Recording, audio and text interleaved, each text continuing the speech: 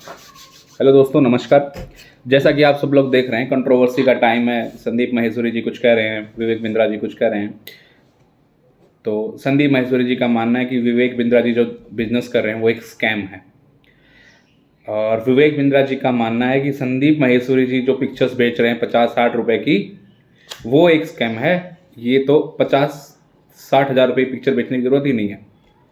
यानी विवेक बिंद्रा जी कह रहे हैं कि संदीप माहेश्वरी जी 50-60 रुपए की जो एक पिक्चर्स वो लेते हैं उसे 50-60 हज़ार में बेच रहे हैं, और संदीप माहेश्वरी जी कह रहे हैं कि विवेक बिंद्रा जी जो कोर्स बेच रहे हैं वो एक स्कैम है। 50,000 वर्थ वैल्यू के जो कोर्स हैं उनकी जो वैल्यू है वो जीरो है। और संदीप माहेश्वरी जी ने एक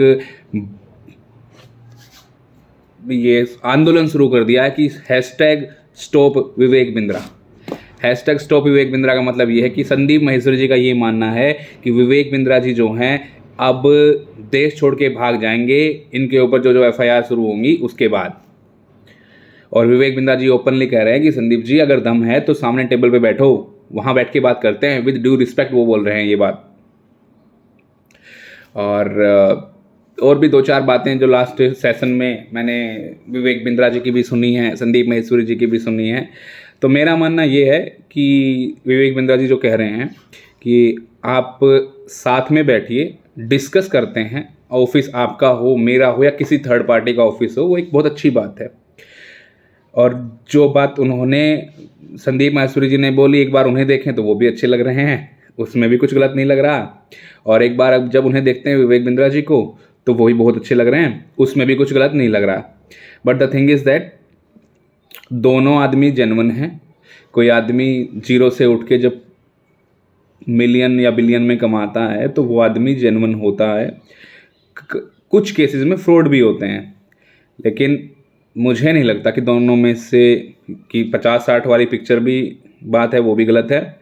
और जो उन्होंने बोला कि विवेक बिंद्रा जी पैसे ऐंठ रहे हैं, स्कैम कर रहे हैं, बोगस सर्विस दे रहे हैं, मुझे वो गलत नहीं लगती।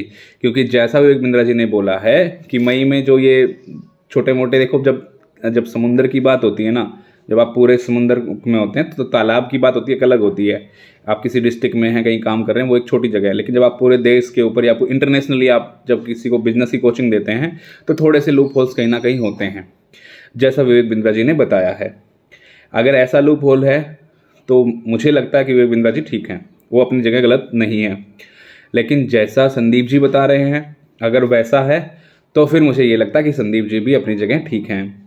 तो मैं अपने सभी ऑडियंस को कहूँगा कि आप कमेंट डालिए और मुझे बताइए कि क्या इन दोनों महान लोग हैं, अपने अपने फील्ड के महान अच्छे लोग हैं अभी तक, टिल डेट दोनों ही अच्छे लोग हैं, अच्छा काम कर रहे हैं देश के लिए।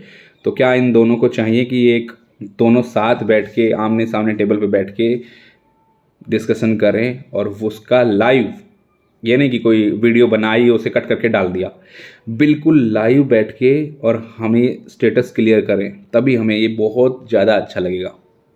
तो मेरे सभी दोस्तों से मेरी ये रिक्वेस्ट है कि ये जो विवाद चल रहा है संदीप जी के बीच और विवेक जी के बीच, मैं ये चाहता हूँ कि ये लोग आपस में चाहे प्रेस कॉन्फ्रेंस के थ्रू आएँ सामने, चाहे एक दूसरे के ऑफिस पे जाके आएँ या किसी थर्ड पार्टी के ऑफिस पे जाएं, क्योंकि आजकल का टाइम ऐसा है कि बहुत सारे मोटिवेशनल स्पीकर हैं।